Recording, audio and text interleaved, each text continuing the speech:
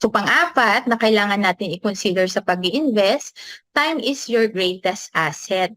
Kaya dapat talaga, ngayon po, mag-take tayo ng action. Lahat ng mga natutunan natin is kailangan nating i-execute sa ating sarili.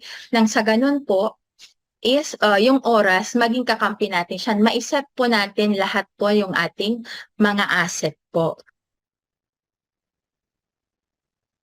Sabi dito, time is your greatest ally in building wealth.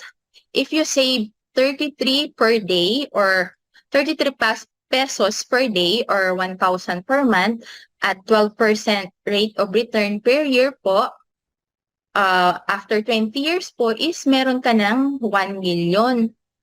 So, napakaganda po talaga ng mga tinuturo ni ING dito dahil tinuturoan niya talaga tayo na yung mga pinaghirapan po nating pera is mapalago po natin in due time. Mahalaga rin po yung oras nga po pag nagsimula po tayo at the age of 20, kaya napakaswerte ng mga nandito po ngayon sa ating presentation. At the age of 20, nagsimula ng palaguin ang kanyang pera.